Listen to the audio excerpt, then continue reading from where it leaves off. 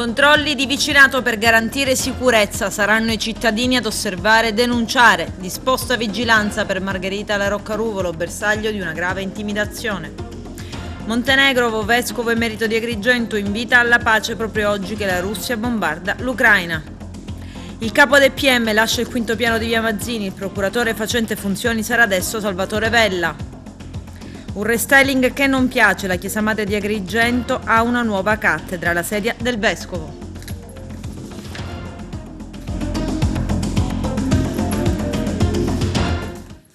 Bentrovati gentili telespettatori al nostro appuntamento con l'informazione. Ad Agrigento si passa ai cosiddetti controlli di vicinato a garanzia della sicurezza pubblica, del decoro urbano e contro i raid vandalici. Saranno dunque gli stessi agrigentini che svolgeranno attività di osservazione, avendo cura di segnalare alle forze dell'ordine ogni fatto o circostanza sospetta nella propria zona di residenza. Questa è la bozza di un protocollo d'intesa illustrata proprio dal prefetto di Agrigento Maria Rita Cocciufa al sindaco di Agrigento Franco Miccichè. Arturo Cantella. Una riunione si è tenuta in prefettura in merito al controllo di vicinato nel comune di Agrigento, alla presenza del commissario straordinario del Libero Consorzio, del sindaco di Agrigento Miccichè, nel corso del quale è stata esaminata la situazione dell'ordine e della sicurezza pubblica nella città di Agrigento a seguito di numerosi atti vandalici avvenuti soprattutto nel centro storico in relazione anche alla presenza di elevati giovani che affollano nei fine settimana le strade e le piazze del centro storico. Nell'occasione è intervenuto il prefetto Maria Rita Cocciufa che ha illustrato la bozza di protocollo denominato il controllo di vicinato, proposto per la sottoscrizione tra il prefetto di Agrigento e il sindaco del comune di Agrigento, con l'adesione dei responsabili provinciali delle forze dell'ordine. Con il protocollo, strumento pattizio di sicurezza partecipata già adottato in varie realtà territoriali, si intende stimolare il coinvolgimento della cittadinanza, facendo leva sul senso civico, almeno di fasce di società civile, nella tutela della sicurezza intesa come bene comune attraverso il rafforzamento della collaborazione tra la prefettura, le forze di polizia, il comune capoluogo e la società civile nell'azione di contrasto alla criminalità diffusa. Questi in particolare principali obiettivi: contribuire all'attività di prevenzione e controllo del territorio, accrescere la consapevolezza dei cittadini sulle problematiche dello stesso, il livello di protezione dei propri beni con piccole cautele e misure di difesa passiva, promuovere la sicurezza partecipata attraverso la reciproca attenzione e il vicinato solidale, favorire la coesione sociale. Il protocollo prevede inoltre la formazione di una rete di gruppi di controllo di vicinato, i quali svolgeranno attività di osservazione soprattutto nelle contrade esterne e nelle zone maggiormente esposte, avendo cura di segnalare alle forze dell'ordine e alla polizia locale ogni fatto o circostanza sospetta nella propria zona di residenza che possa avere riflussi sulla sicurezza del decoro urbano e fenomeni di disagio sociale. Il modello che si intenderà sviluppare vuole costituire una strategia di intervento innovativa per il territorio agrigentino che, recependo le istanze della cittadinanza, ne intenderà cogliere i segnali positivi di volontà di partecipazione, veicolandolo in un'ottica di sicurezza integrata e indirizzandolo in un percorso di legalità diffusa. Queste attività potranno essere utili a incrementare il patrimonio di conoscenza delle forze di polizia statali e locali attraverso il contributo di notizie che potrà essere fornito nel rispetto delle procedure, competenze, responsabilità e ruoli dai cittadini attivi. Il Comitato per l'Ordine e la Sicurezza Pubblica di Agrigento, presieduto dal prefetto Maria Rita Cocciufa, ha disposto la vigilanza attiva con le forze dell'ordine verso il sindaco di Montevago, Margherita La Roccaruvolo, bersaglio di una grave intimidazione, una busta contenente 2 pallottole. Si tratta esattamente non di un servizio di scorta, ma di una vigilanza nei luoghi da lei frequentati, quindi municipio, abitazione e spostamenti a Palermo perché deputata regionale. Arrestato l'autore di 2 rapine a Canicattì, un 22enne originario della Romania, già noto alle forze dell'ordine. Vediamo.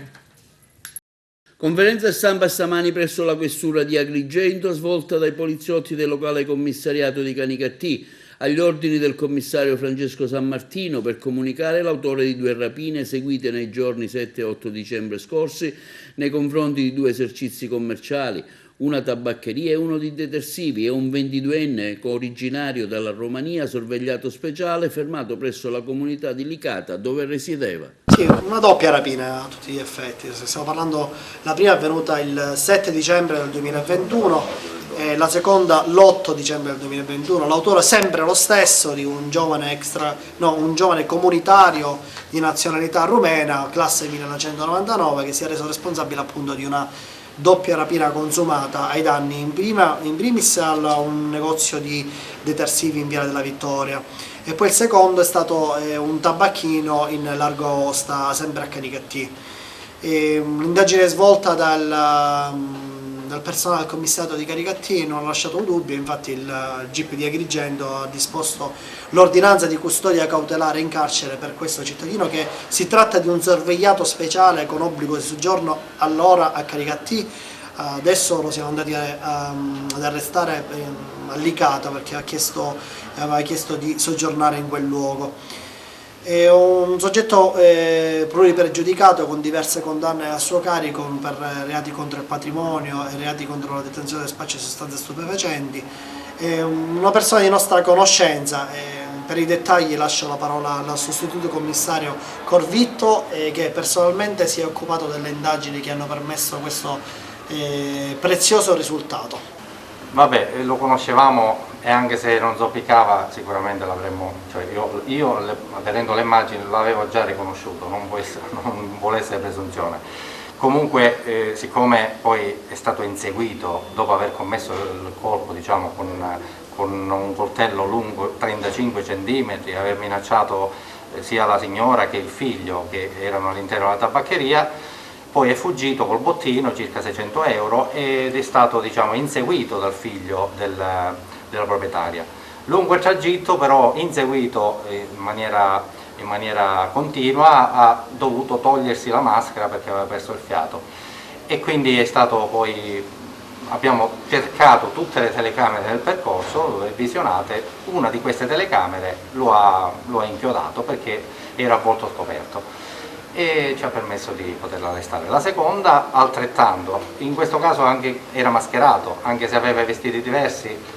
La squadra di polizia giudiziaria poi ha trovato dei riscontri che, diciamo, obiettivi dove abitava, cioè nella comunità dove sostava.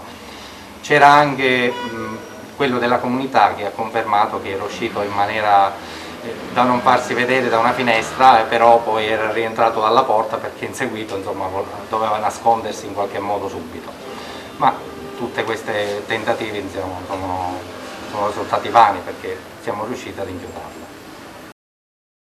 A larga maggioranza il plenum del CSM, Consiglio Superiore della Magistratura, ha nominato procuratore generale di Cagliari Luigi Patronaggio. Il procuratore di Agrigento ha ottenuto 19 voti contro i 2 andati a Lucia Musti, sostituto procuratore generale a Bologna. Patronaggio lascia la città dei Templi dopo 5 anni. Il nuovo procuratore facente funzioni in attesa del nuovo concorso che sarà messo a bando è Salvatore Vella. Luigi Patronaggio si era insediato ad Agrigento nel settembre 2016. Il suo fu un ritorno, considerato che già negli anni 90 era stato capo dell'ufficio GIP GUP, ma anche di presidente della Corte d'Assise nella città dei Templi, con lo storico processo Acragas alle cosche mafiose dell'Agrigentino, che si concluse con 21 ergastoli e la condanna di Giovanni Brusca. Poi le esperienze a Mistretta, Trapani e Palermo. Da procuratore di Agrigento sono state tante le questioni spinose che ha dovuto affrontare, soprattutto sul fronte di sbarchi e migranti. Nel 2018 la nota vicenda Sea-Watch, con l'indagine aperta a carico dell'allora ministro dell'Interno Matteo Salvini e l'arresto del capitano Carola Rackete. Nel 2019 le ripetute minacce con lettere anonime e un proiettile recapitato direttamente negli uffici della Procura. Patronaggio ha lavorato anche a Palermo, dove dal 1992 al 1997 ha fatto parte della direzione distrettuale antimafia. In quegli anni ha partecipato alle indagini sull'omicidio di padre Giuseppe Puglisi, richiedendo e ottenuto ordini di custodia cautelare nei confronti dei mandanti e degli esecutori materiali dell'omicidio, successivamente condannati con sentenza definitiva, e ha contribuito alla cattura dei più pericolosi latitanti, fra cui Salvatore Riina, Salvatore Biondino, Leoluca Bagarella, Giuseppe e Filippo Graviano, Salvatore Grigoli e Gaspare Spatuzza. Da sostituto PG a Palermo ha sostenuto l'accusa nei processi d'appello all'ex presidente della regione siciliana Salvatore Cuffaro e all'ex senatore Marcello Dell'Utri ed è stato PM anche nel processo di secondo grado per il sequestro e l'omicidio del giornalista Mauro De Mauro. TIR fermi, diminuisce la merce nei supermercati. Musumeci solidale con lo sciopero degli autotrasportatori. Il presidente della regione ha incontrato i manifestanti al casello San Gregorio di Catania. Vediamo. In merito alle manifestazioni di protesta fatte in questi giorni e tuttora ancora in corso da parte degli autotrasportatori siciliani, arriva la condivisione della regione attraverso un comunicato del presidente Musumeci che chiede un incontro urgente col ministro Giovannini. Musumeci afferma come a voi autotrasportatori abbiamo dato fin dal primo momento il sostegno del governo regionale, anche con lo stanziamento di 10 milioni di euro destinati alla categoria. Le soluzioni di questo settore però non possono che arrivare da Roma. Ho chiesto infatti al ministro dei trasporti Giovannini, che ha sempre mostrato grande apertura al dialogo con le regioni, un urgente incontro. È chiaro, sottolinea Musumeci, che se non dovessero arrivare risposte tempestive saremo pronti ad andare a Roma insieme a una delegazione di autotrasportatori finché non saremo ricevuti. Abbiamo previsto uno stanziamento di 10 milioni di euro a sostegno della categoria, abbiamo previsto un intervento sul credito d'imposta per quanto riguarda l'attraversamento dello stretto. Abbiamo previsto di chiedere formalmente al governo nazionale di riconoscere non più 10 ma 12 ore di diritto alla guida, uso un linguaggio assolutamente accessibile, proprio perché per 2 ore circa l'autista non sta alla guida quando attraversa lo stretto di Messina. Le richieste dei nostri autotrasportatori in Sicilia sono leggermente diverse rispetto alle altre, pur legittime, delle regioni meridionali, perché la nostra insularità comporta un ulteriore danno al danno già esistente. Tutto questo non può essere tenuto in considerazione dal governo Draghi. Ecco perché abbiamo chiesto al Ministro dei Trasporti un incontro in tempi assolutamente celeri.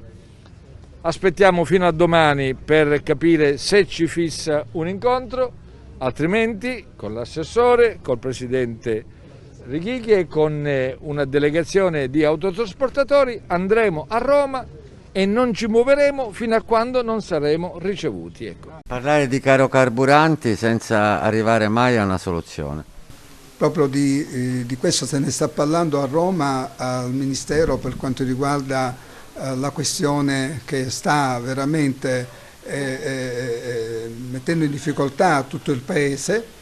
Penso che il governo dovrà intervenire, perché non è solo la questione della protesta degli autoferrotranvieri, ma è un problema che colpisce tutto il Paese. Il caro carburante significa cari prezzi. Nei centri commerciali i prezzi sono lievitati e quindi è ora che veramente questi bonus o questi incentivi che dovranno, diciamo, essere erogati e permettere agli autotrasportatori ad continuare, diciamo, ad esercitare quel ruolo che hanno sempre fatto, perché se no si rischia la paralisi del Paese, in quanto gli autotrasportatori veramente scenderanno in piazza, in tutte le piazze d'Italia, e fermeranno l'economia di questo Paese. La Sicilia sarà ancora più svantaggiata? Ma la Sicilia, mi consenta, è stata sempre svantaggiata. Io mi auguro che con i fondi di ripresa e resilienza possano veramente essere investiti sulle infrastrutture e permettere anche agli autotrasportatori di circolare liberamente senza inquinare e fare in modo tale che questo Paese diventa unico e non ci sia un'Italia, un nord che cammina e un sud che va a passo di lumaca.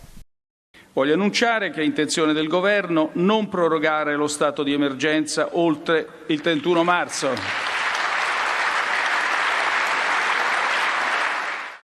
Via le restrizioni. Dopo il 31 marzo 2022 lo stato di emergenza non sarà più prorogato. Spariranno le zone a colori e verrà allentato gradualmente l'obbligo di Green Pass. Ad annunciarlo è stato il Presidente del Consiglio Mario Draghi. Metteremo gradualmente fine all'obbligo di utilizzo del certificato verde rafforzato, ha detto, a partire dalle attività all'aperto, tra cui fiere, sport, feste e spettacoli. L'esecutivo si prepara dunque ad allentare le misure anti-Covid-19 anche negli istituti scolastici. Con la fine dello stato di emergenza le scuole resteranno sempre aperte per tutti, ha fatto sapere il Presidente del Consiglio, spiegando che però saranno eliminate le quarantene da contatto. Cesserà ovunque l'obbligo delle mascherine all'aperto e quello delle mascherine FFP2 in classe. Il governo è chiaramente consapevole del fatto che la solidità della ripresa dipende prima di tutto dalla capacità di superare l'emergenza del momento, ha spiegato ancora il Premier. La situazione epidemiologica in forte miglioramento grazie al successo della campagna vaccinale ci offre margini per rimuovere le restrizioni residue alla vita di cittadini e imprese. Dal 1 aprile dunque non sarà più in vigore il sistema delle zone colorate, ha precisato ancora Draghi. Da allora, dal 31 marzo in poi, non sarà più in vigore il sistema delle zone colorate.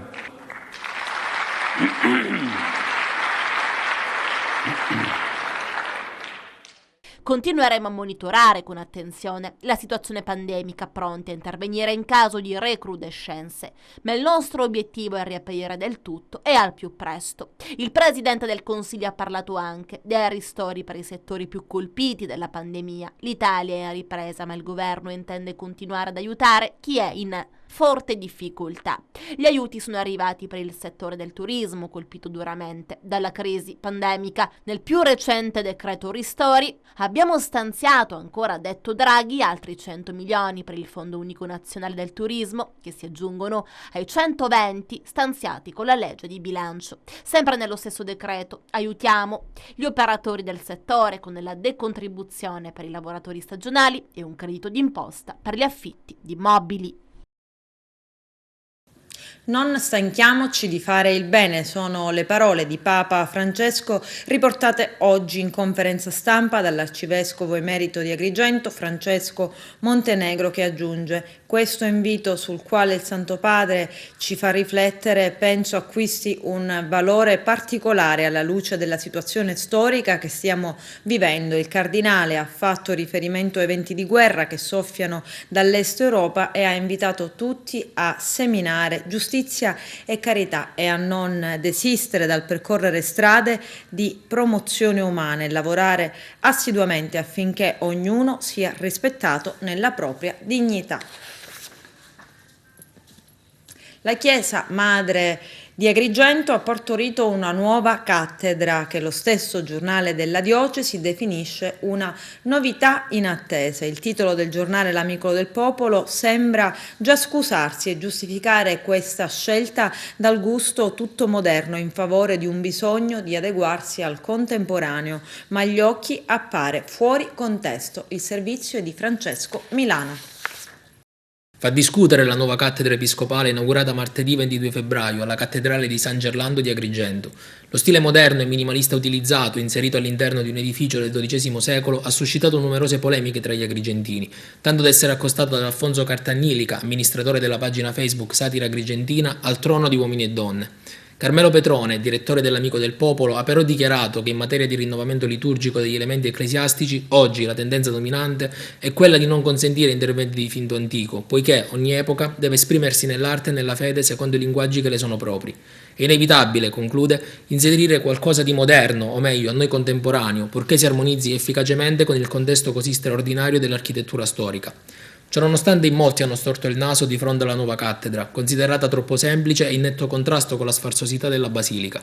La diocesi difende però la sua scelta. Monsignore Alessandro Damiano, arcivescovo di Agrigento, ha voluto sostituire la vecchia cattedra del 1957, che poco dialogava con l'architettura e i materiali del territorio di Agrigento e che, sovradimensionata, polarizzava l'attenzione dell'assemblea unicamente sul vescovo. La nuova cattedra, invece, conclude l'Arcidiocesi siciliana, rispetta i principi di semplicità del Concilio Vaticano II. E andiamo a Raffadali, dove ieri si è celebrata una messa con l'arcivescovo di Agrigento in occasione di Giovani in Festa. Vediamo. Torna dopo una pausa dovuta alla pandemia il Giovani in Festa edizione 2022. Una festa all'insegna della preghiera, del divertimento, della musica e della convivialità solidale. Un enorme ed affettuoso abbraccio pieno d'amore e di pace che riparte da Raffadali, dove ieri sera, presente l'arcivescovo di Agrigento Monsignor Alessandro Damiano, in una chiesa madre illuminata a festa è stato dato l'annuncio. La festa si svolgerà il 2 giugno.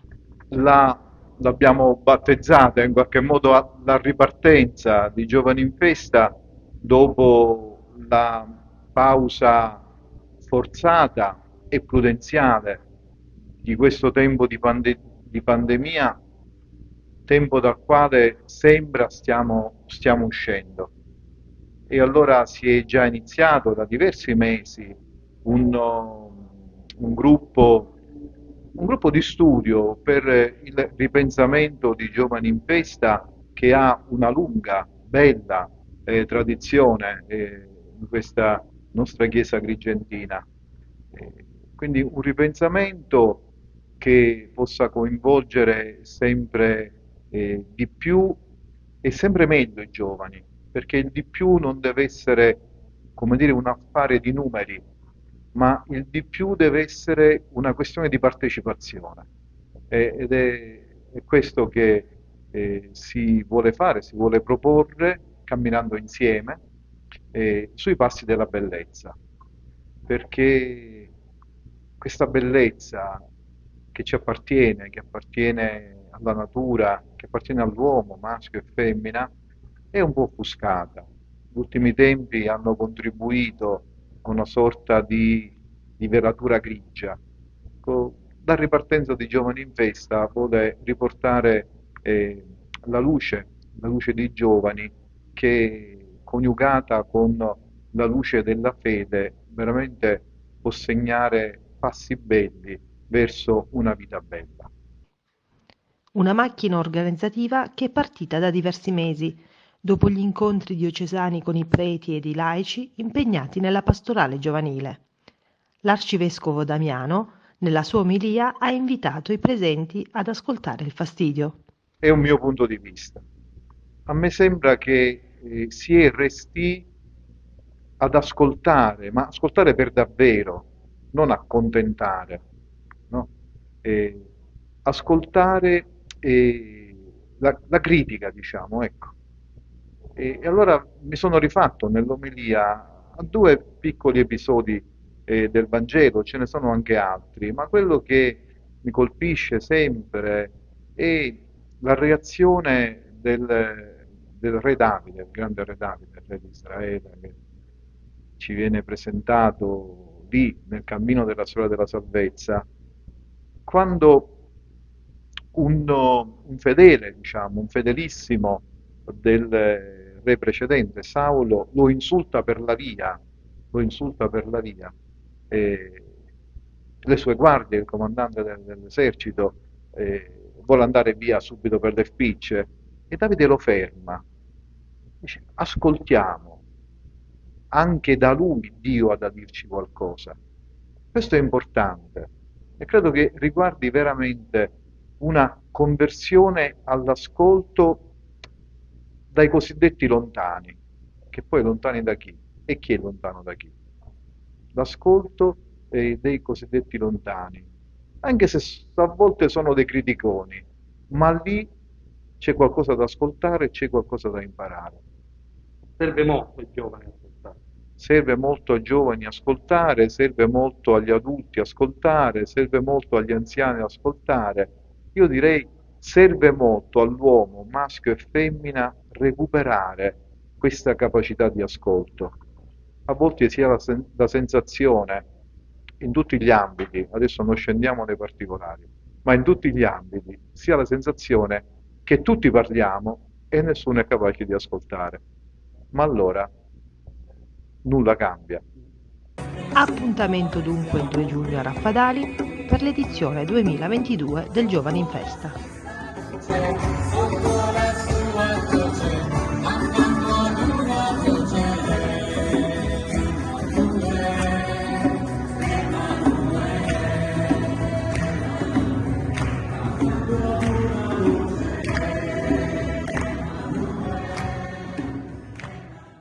Quadro generale sulla nuova disciplina degli ammortizzatori sociali, in particolare legge di bilancio 2022 e decreto sostegni ter sono state al centro di un incontro voluto da Sicilindustria dedicato alle imprese che a causa della pandemia hanno subito e stanno subendo una contrazione del loro fatturato ed una crisi economica che mette a dura prova la regolare prosecuzione delle attività. Vediamo. Nell'attività di Sicilindustria rientra anche il compito di avvicinare tutte le istituzioni e cercare di mettere nelle condizioni migliori i nostri associati per conoscere tutte le novità e nel nostro caso, nel caso di oggi, dal 1° di gennaio sono cambiate tante direttive, tante disposizioni, ci sono degli strumenti sicuramente utili alle nostre imprese, quindi siamo particolarmente felici di averli oggi qui. C'è il direttore dell'INPS con tutto il suo staff, per cui ci sarà la possibilità di conoscere perfettamente in maniera molto dettagliata tutte le nuove norme che sono venute fuori.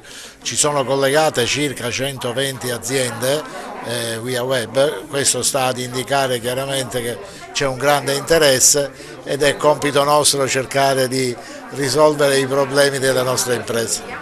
È una conferenza importante, significativa per il momento che stiamo attraversando. Quali sono le principali novità di questa, tra virgolette, riforma? Sì, si tratta di una riforma degli ammortizzatori sociali che incide in maniera importante sulle misure che finora sono state adottate a sostegno delle aziende nel caso di sospensione o riduzione dell'attività lavorativa.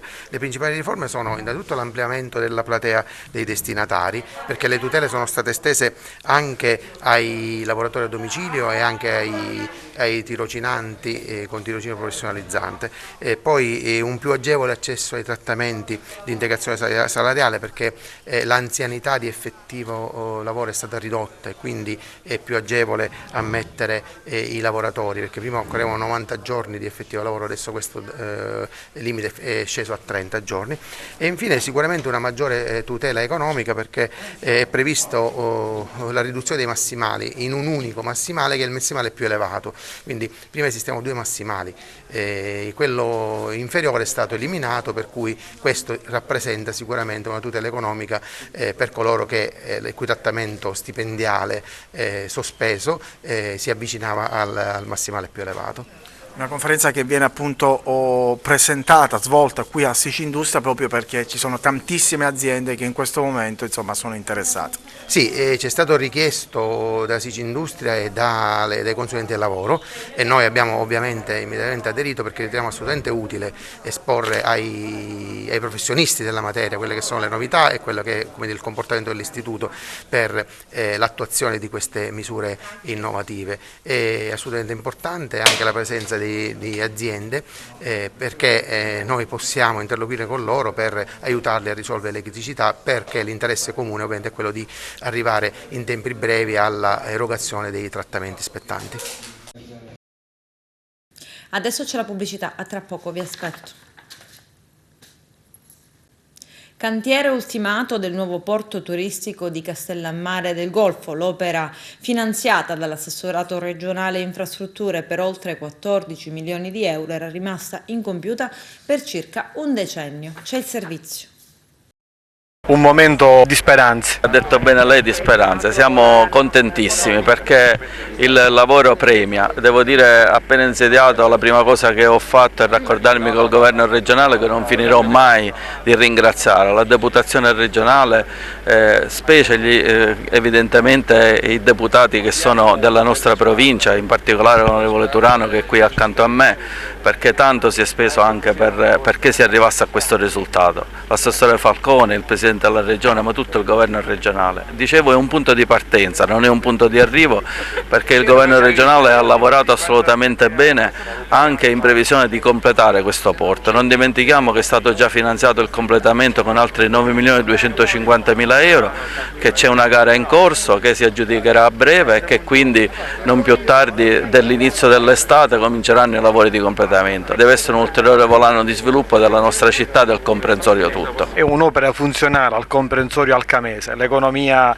di Alcamo e Castellammare è un tutt'uno, le speranze e gli investitori negli ultimi tempi sono stati soprattutto di Alcamo verso il settore turistico a Castellammare. Opera strategica per tutta la provincia, direi, per tutto il comprensorio, certamente anche per Alcamo. Siamo contenti che ci sia un passo deciso in avanti e su questo siamo pronti a dare il nostro contributo come Alcamo, come territorio, proprio per far sì che le imprese che vivono di questa economia possano essere trainanti per tutta l'economia della provincia. Cosa devo dire, Presidente? In questo posto ho passato le giornate più belle della mia vita e oggi ci prendiamo questa bella soddisfazione. Bravo.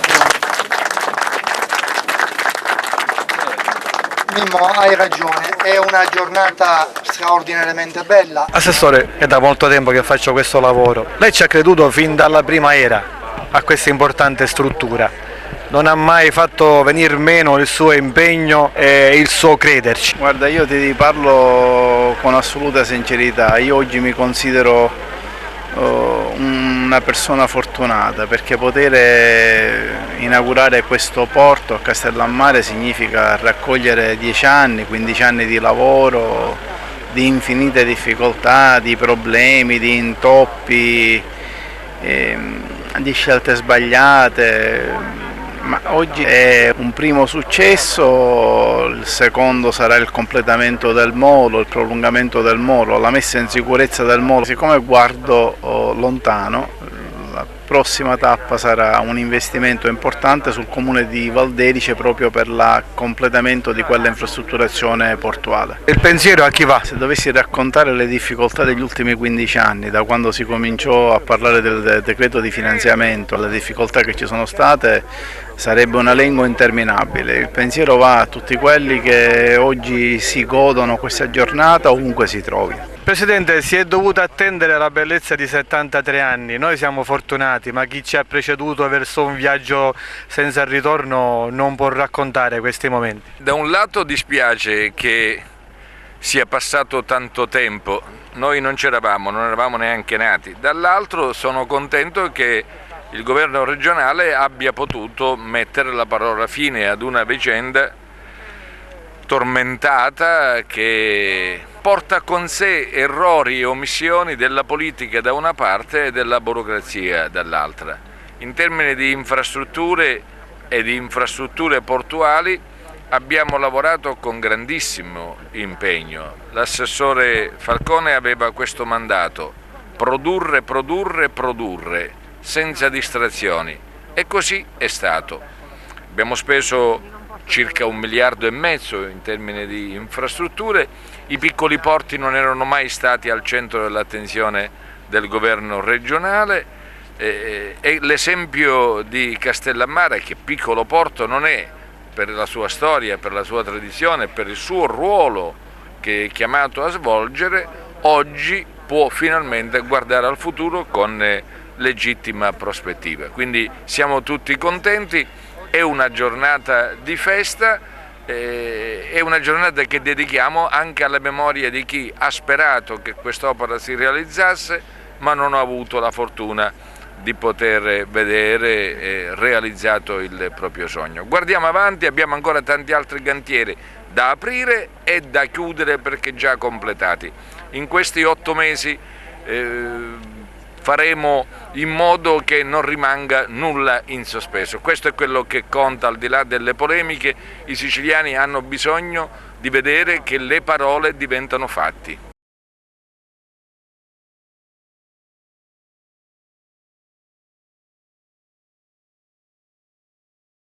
Andiamo a Messina, si è insediato a Palazzo Zanca il neocommissario comunale Leonardo Santoro, che prende il posto del dimissionario sindaco Cateno De Luca. Vediamo.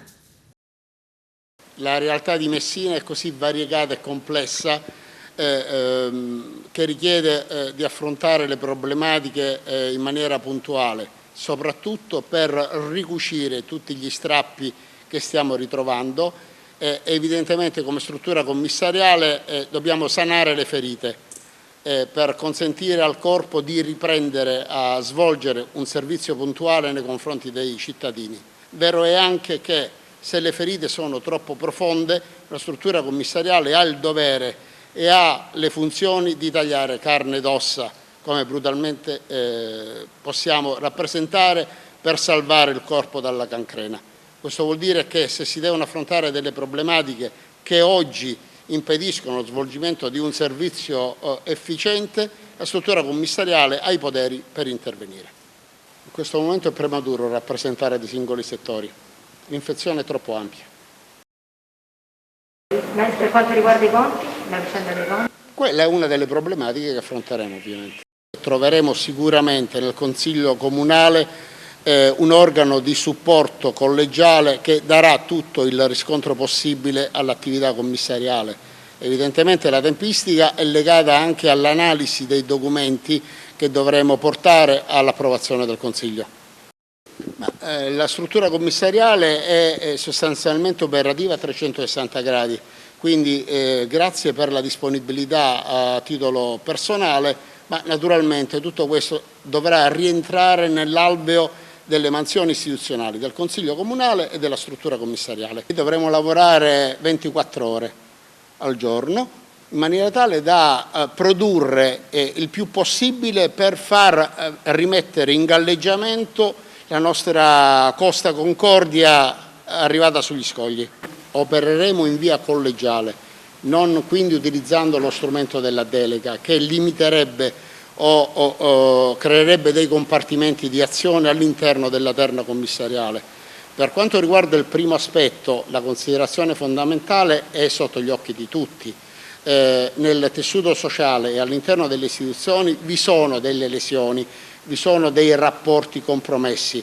È innanzitutto su questi che si deve riavviare il percorso, perché in una famiglia e alla fine un'amministrazione comunale, anche per un comune significativo in termini di dimensione come Messina, l'obbligo è quello di portare innanzitutto la concordia e la sinergia di azione. Per il resto l'azione deve essere pragmatica. Se io parlo di infezione, evidentemente parto dal presupposto che vi sono delle constatazioni di fatto che non leggo io, che provengo da Palermo, ma che sono sotto gli occhi di tutti. E da quelle partiremo. E probabilmente le dimissioni del signor Sindaco hanno fatto sì che in qualche modo sia decaduta la ragione del contendere. Non entreremo sicuramente nel merito delle diatribe. Nessuno di voi o nessuno in questa città potrà permettersi il lusso di tirarci per la giacchetta. Le rispondo con una battuta. Alcuni di noi sono capaci di svolgere in un'ora il lavoro che si svolgerebbe in 24 ore. Altri in 24 ore riescono a produrre soltanto per un'ora. Successo di pubblico e di consensi al Teatro Pirandello di Agrigento per lo spettacolo Se devi dire una bugia, dilla grossa. Arturo Cantella. Al via la nuova stagione al Teatro Pirandello di Agrigento, il primo spettacolo del nuovo cartellone, con la commedia teatrale Se devi dire una bugia, dilla grossa, un cast di alto livello, ha intrattenuto ieri tanti spettatori presenti all'esibizione, che hanno gradito lo spettacolo con evidenti manifestazioni e applausi fatti, in particolare quello al termine dello spettacolo. Un esordio positivo, quello della nuova amministrazione della Fondazione al Teatro Pirandello, in linea con le norme anti-Covid, come ci dichiara il Presidente. Dopo il primo appuntamento del 26 gennaio con una rappresentazione impegnata, austera, che era la bottega del caffè di Carlo Goldoni con Michele Placido, stasera diamo spazio allo svago, al divertimento, alle sane risate. È quello di cui abbiamo tutti bisogno, quindi 2 ore di relax, 2 ore di serenità in sicurezza. La gente ha risposto benissimo, il pubblico agrigentino ha gremito il Pirandello e di questo siamo contenti ed entusiasti. Sempre molto attenti alle misure Covid, abbiamo visto. Ovviamente, come sapete, abbiamo addirittura fatto più di quanto la legge non preveda, quindi abbiamo deciso di garantire anche un minimo di stanziamento a chi lo richiedesse, a meno che non si tratti di gruppi di familiari o comitive di amici. Noi ci siamo attrezzati anche facendo un sacrificio, riducendo quindi la capienza del nostro teatro, per garantire anche un distanziamento che non è dovuto. E la gente sta rispondendo bene e siamo veramente contenti. Lo spettacolo porta in scena per la prima volta al Teatro Paola Barale nel ruolo di Susanna Rolandi, accompagnata dal cast formato da Nini Salerno, Marco Cavallaro, Alessandro D'Ambrosi. I protagonisti tra gli altri sono Antonio Catania nel ruolo dell'onorevole Dimitri, Paola Quattrini nel ruolo di Natalia, moglie dell'onorevole, Gianluca Ramazzotti. Insomma, una proposta evergreen, sempre gradita al pubblico. È il top delle commedie brillanti, il top della commedia di classe e non per niente firmata da Ray Cunei, è stata portata in Italia dal grande Pietro Garinei, che non ce lo dimentichiamo mai perché il teatro sente molto la sua mancanza. Qual è il consiglio ai giovani che vogliono avvicinarsi al teatro? Fatelo in qualsiasi modo, anche se non professionalmente. Fatelo nelle cantine, riunitevi, fatelo come gioco, fatelo, non importa se abbiate o no delle qualità, ma divertitevi a provare delle emozioni, a giocare a fare il teatro, perché il teatro fa bene, il teatro è la vita. Che situazione imbarazzante! Riccardo! Sì! Io non ti vedevo tornare. Torniamo a Cuccia.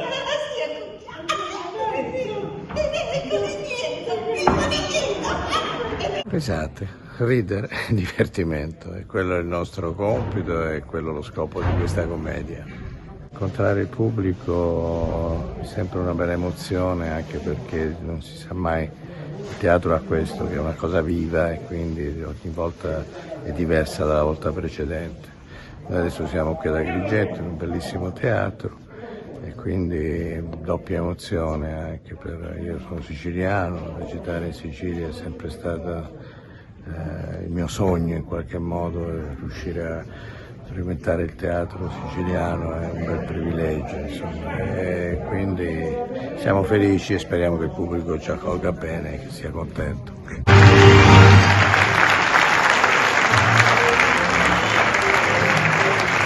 Brutta prestazione, sconfitta più che meritata per la SEAP Dallicardillo Aragona, che cede in 4-7 all'Olimpia Teodora Ravenna, quart'ultima in classifica. La squadra di coach Pasqualino Giangrossi parte benissimo, vince il primo set, ma poi subisce il gioco delle padrone di casa, che dominano i restanti parziali. Un crollo inspieghevole contro un avversario sicuramente alla portata del sestetto aragonese.